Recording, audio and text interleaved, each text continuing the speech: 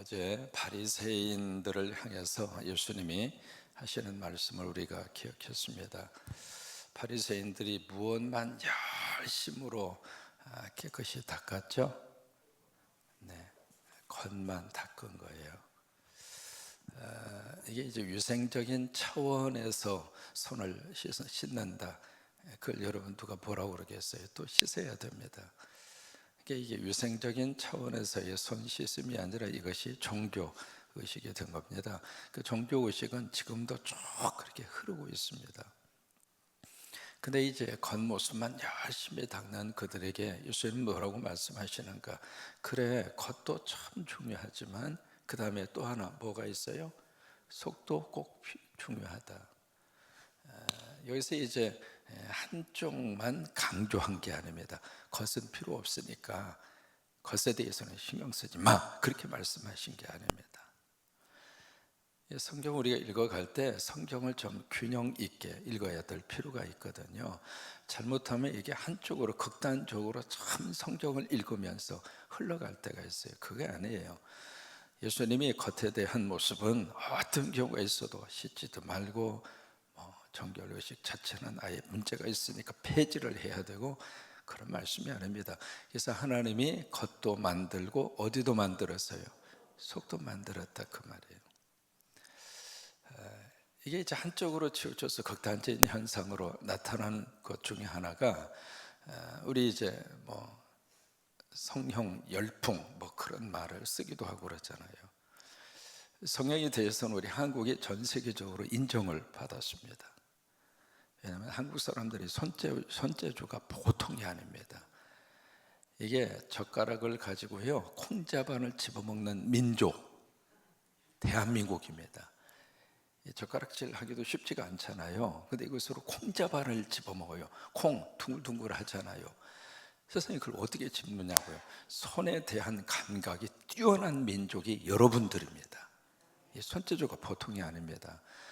이게 이제 성형 계통의 일을 하시는 분들은 거기에 대해서 아주 예민하잖아요. 0.0001mm 그 수술을 해내는 기가 막힌 손재주를 가진 분들이 대한민국 민족이거든요. 그러다 보니까 이 성형 수술에 대해서는 한국이 최고란 말이죠. 그래서 이게 성형을 성형 그 자체가 나쁘다, 그것이 좋다, 그 차원을 떠나서 이게 지나쳐도 너무 지나치다, 그 말이에요. 왜 그러는가? 이 겉 쪽으로 흘러가 버린 거예요. 그러다 보니까 방학 끝나고 학교에 딱 가면 아이들이 서로 몰라본대. 너 누구야? 나 누군데? 왜 이렇게 변했어? 재밌는 말도 있잖아요. 천국 입국 심사대에 한국 사람은 따로 줄을 세운대. 그래서 하나님이 보낼 때에 그때의 사진하고 천국에 왔을 때의 사진을 대조를 해본대.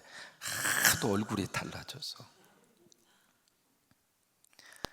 겉모습을 가꾸지 말라, 그 말이 아닙니다. 겉모습도 우리가 신경을 쓰고 그래야 되겠습니다만은 겉과 속이 어떻게 해야 돼요? 같아야 된다, 그예요. 이 겉과 속이 다른 것을 성경에서는 뭐라고 이야기하는가? 두 글자로 표현하면 겉과 속이 다른 것을 두 글자로 외자로 시작을 해요. 외식입니다. 이 식자가 밥 먹는다는 뜻이 아닙니다. 꾸밀식입니다. 그 다음에 이 외식이라고 하는 이것을 사자성어로 표현을 하자면 혹시 기억하시겠습니까? 표자로 시작을 해요.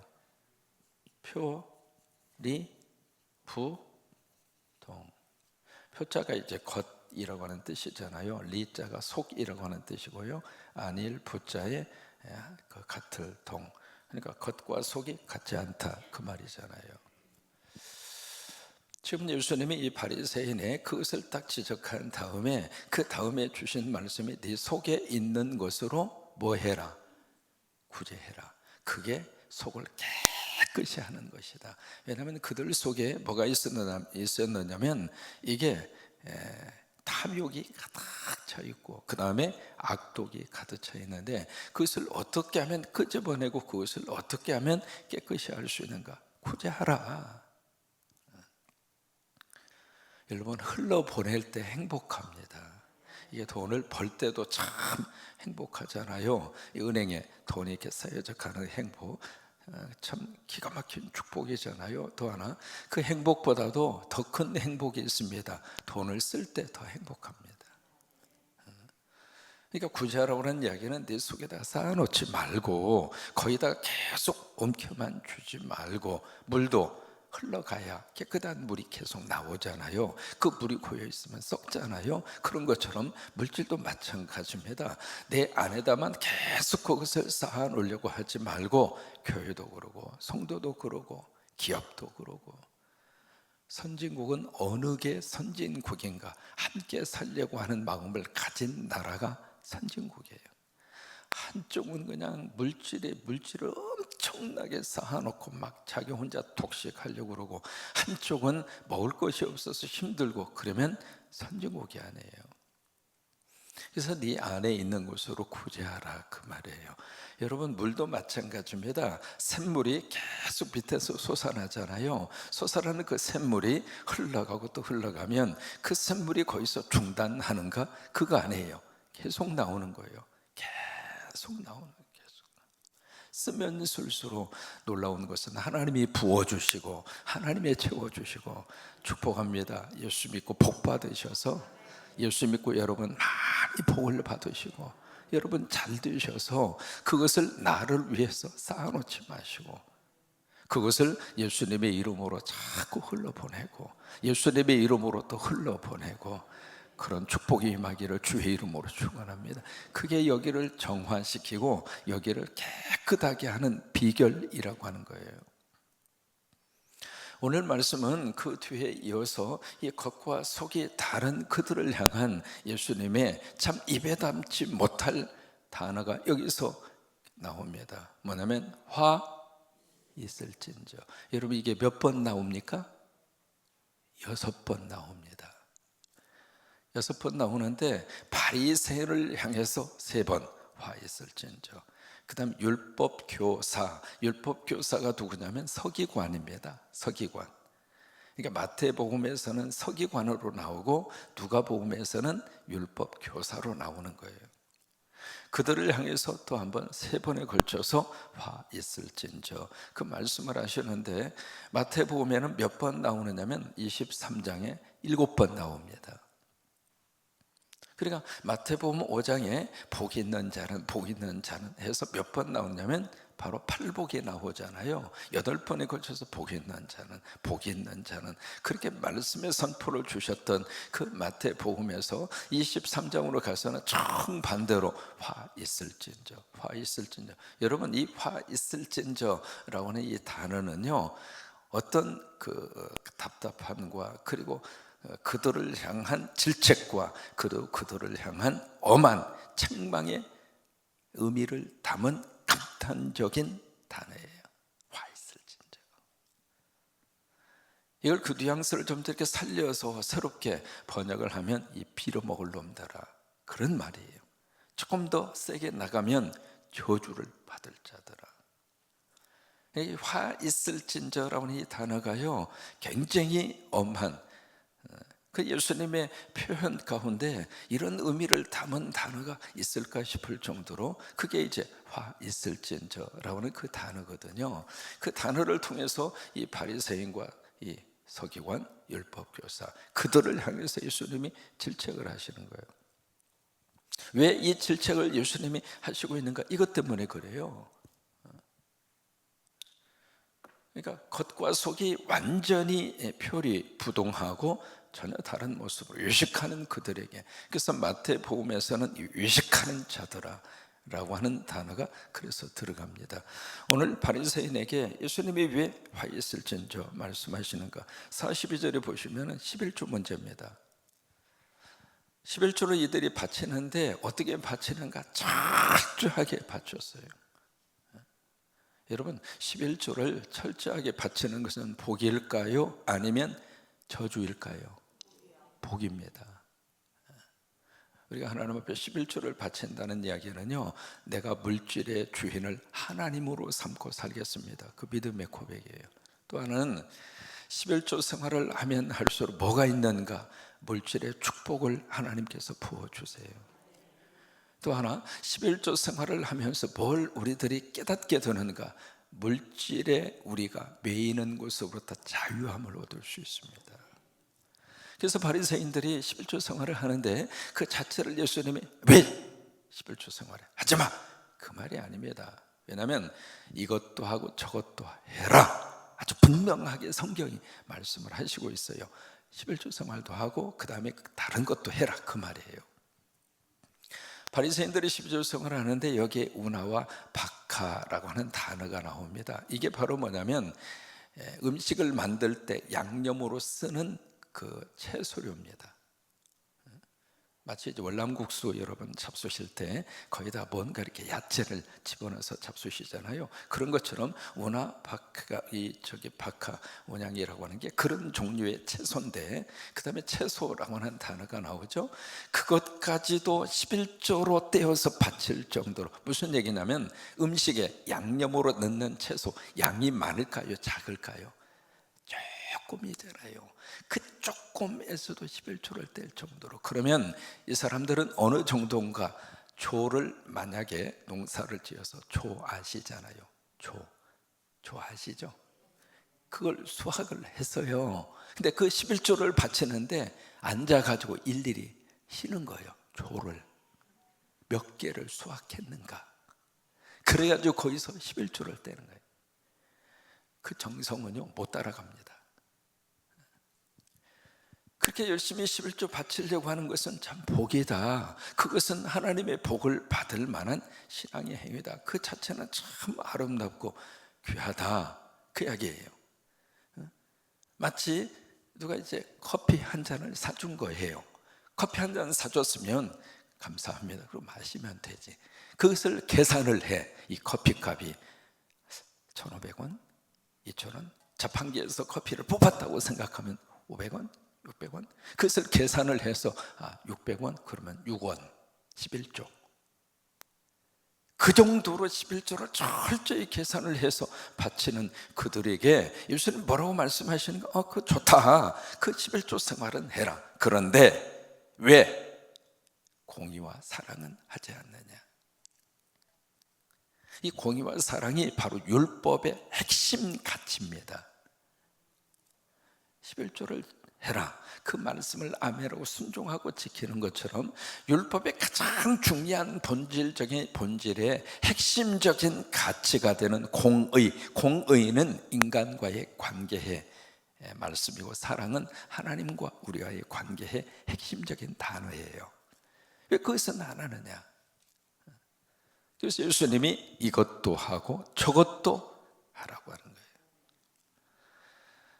이 사람이 잘못 판단을 하고요, 잘못 생각을 하면 본질적인 것은 다 뒤로 하고 격까지만 붙들고 있을 때가 있어요. 여러분, 가장 중요한 것은 본질입니다. 본질. 교회도 마찬가지입니다. 미국의 어느 한 교회에서 이 그랜드 피아노를 갖다가 놨어요. 갖다 놨는데 이 피아노 위치를 놓고 교회가 서로 싸우기 시작한 거예요. 한쪽에서는 피아노는 우측에 있어야 된다. 여러분 이 모습에서 우측이잖아요. 한쪽에서는 무슨 왜 피아노를 우측에 놓느냐, 좌측에 놔야지. 여러분 볼 때 좌측에다. 그래서 이제 그런데 피아노를 갖다가 딱 놨는데 그 다음날 와서 보니까 피아노가 이쪽에 가 있는 거예요. 그러니까 이쪽에 있어야 된다고 주장하는 사람이 이게 무슨 일이야? 그 다음날 와서 보니까 피아노가 이쪽으로 와 있는 거예요. 이게 자고 나면 이리 갔다 저리 갔다 이리 갔다 저리 갔다. 결국 그 교회가요, 피아노 때문에 교회가 갈라졌습니다. 또 하나 미국에 어떤 교단이 있느냐면 세족식을 하는 교단이 있습니다. 세족식, 발을 씻어주시는 그 예수님의 그 모습을 담아서 우리도 발을 씻고 서로 섬기고 그렇게 살자 해서 세족식을 하는, 그래서 목회자가 거기에 평신도 니대자들이 세족식을 하는 그런 교회가 있었는데 이게 오른발을 먼저 씻어야 되느냐 왼발을 먼저 씻어야 되느냐, 이것 때문에 그 교회가 대판 싸운 거예요. 여러분, 세족식 할 때 오른발을 먼저 씻어야 돼요, 왼발을 먼저 씻어야 돼요? 투표 한번 해볼까요? 성경에 오른발을 먼저 씻으라고 그랬어요? 왼발을 먼저 씻으라고 그랬어요? 예? 그거 없잖아요. 어느 발을 씻은들 그 무슨 상관이 있어요? 편리한 대로 오른발이든 왼발이든 씻으면 되지. 그 때문에 교회가 둘로 갈라져서 서로 대판 싸우다가 바로 그 앞에다가 개척을 했어요. 그 교회 이름이 오른발 교회입니다. 이게 실제로 있었던 일이에요. 이게 교회 안에서 본질이 아닌 것을 가지고 그렇게 감정을 실어서 그냥 막 콩이야 팥이야. 주님이 그 모습을 보면서 뭐라고 그랬어요? 아유, 바리새인 같은 녀석들아. 그 이야기예요. 그러니까 이것도 중요하고 저것도 중요하지만 어느 한쪽으로 이렇게 치우치지 말라고 하는 거예요. 그 다음에 두 번째, 이 바리새인들에게 무슨 말씀을 하시고 있는가 보실까요? 43절 화 있을지니 너희가 회당이 높은 자리, 시장에서 문안방, 이 두 가지거든요. 회당이 높은 자리, 바로 교회 안에서 가장 높은 자리. 이게 이제 교단적으로 말을 하면 교단 속에 들어가서 뭐라도 한 자리 막 하려고, 막 장자리 차지하려고, 그런 모습이에요. 정상적인 과정을 통해서 리더십의 자리에 올라가는 거야 누가 뭐라고 그래요? 또 그런 사람이 필요하잖아요. 그런데 그냥 금권 선거로 해서 그냥 그런 비정상적인 방법으로 그 하나님께서 기뻐하시지 않는 거잖아요. 회당이 높은 자리, 그 다음에 시장에서 문안 받는 거, 그 세상적인 명예 아닙니까? 그 다음에 세 번째로 화 있을진저 44절입니다. 너희는 못 같다고 그러셨어요? 평토장은 무덤 같다. 이 평토장한 무덤이라고 하는 것은 가난한 사람들이 묘지를, 이스라엘 사람도 묘지를 이렇게 본봉형으로 써요. 우리하고 조금 다릅니다만은 거기는 이제 석관으로 해서 그렇게 묘지를 써요. 우리는 이제 땅으로 이렇게 해서 합니다만은, 그래서 이제 석관을 해서 거기다가 돌출식으로 모시거든요. 석관이라고 하는 그 봉부를 만들고 그 속에다가 또 하나의 관을 집어넣어서 그렇게 묘지를 쓰는데, 이 가난한 사람들은 이 석관을 만들기가 힘들어요. 돈이 많이 들어가니까. 그래서 어떻게 하느냐면 그냥 땅을 파고 땅에다가 그냥 모시는 거예요. 그러고 나서 흙을 이렇게 덮어버리니까 이게 무덤인지 아닌지 모르는 거예요. 그래서 처음에는 거기다 홧가루로 이렇게 칠해놓아요. 회로. 여기는 무덤이 있습니다. 왜냐하면 시체를 접촉하면 부정하게 되거든요. 그러니까 그런 일을 발생하지 않도록 홧가루를 딱 이렇게 쳐서, 근데 이게 시간이 지나니까 이 회로 뿌려놓았던 그 회가 없어져 버린 거예요. 그러니까 이게 무덤인지 아닌지 전혀 구별을 할 수가 없는 거예요. 그러다 보니까 이게 가다가 나도 모르게 시체를 받고 그러면 부정하게 되고, 꼭 그런 짓을 너희들이 하고 있다 그 말이에요. 이 바리새인에게 화 있을진저 예수님이 이렇게 말씀을 하시니까 그 옆에 있었던 45절의 율법교사 이 서기관이 화가 난 거예요. 화가 나면서 왜 우리까지 도매금으로 이렇게 저주의 말씀을 하십니까? 그러면서 여기서 따지고 덤벼들죠. 그러니까 46절에 이 율법교사, 이 서기관에게 율법을 가장 가까이에서 전문적으로 다루는 사람들이거든요. 지금으로 말하면 성경 주석가이고 성경에 대한 전문가도 그런 전문가가 없을 정도로, 그런 서기관들에게 46절에 뭐라고 말씀을 하시는가 화 있을진저 율법교사여, 지기 어려운 짐을 사람에게 지우고 너희는 한 손가락도 이 짐에 대지 않는도다.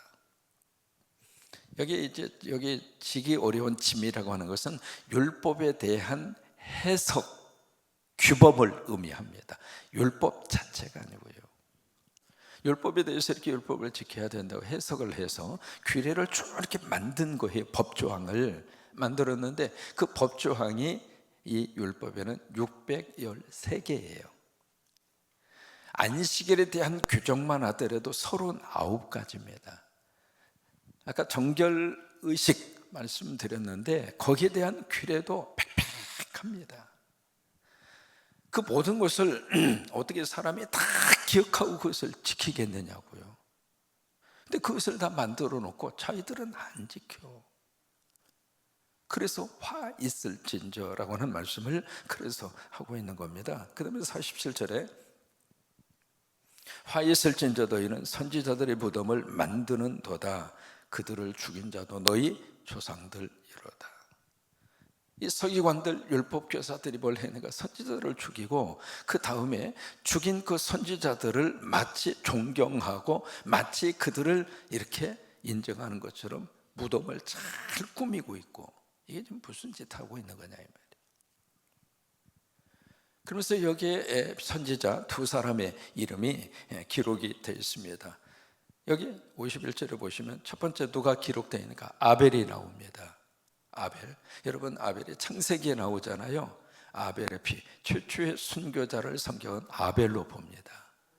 그 다음에 구약 성경에서 마지막 이 순교자를 누구로 보는가? 51절에 보시면 사가랴.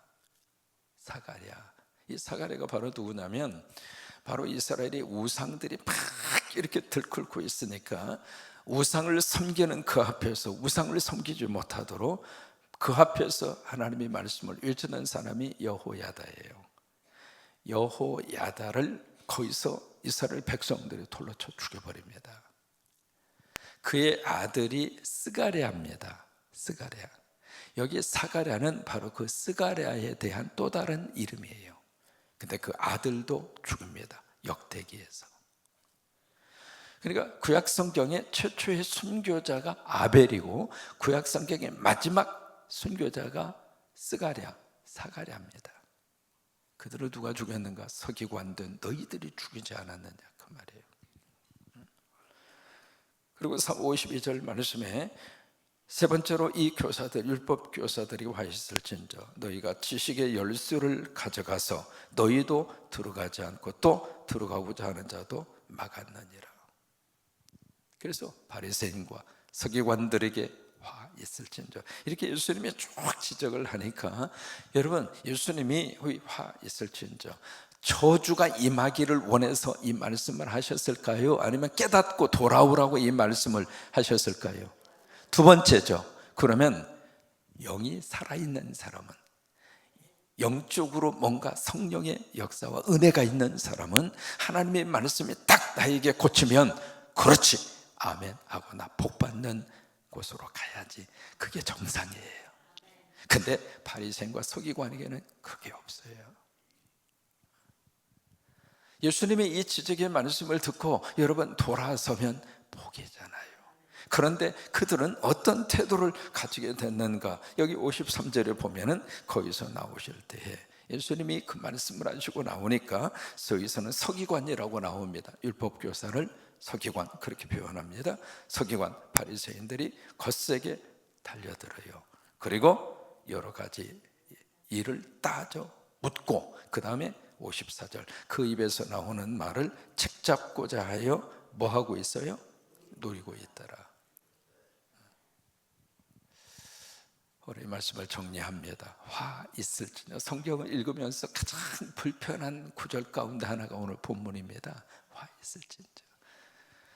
우리가 이 말씀을 접하고 이 말씀을 우리 함께 들으면서 신앙생활이 이런 모습으로 흘러가면은 안 되겠구나.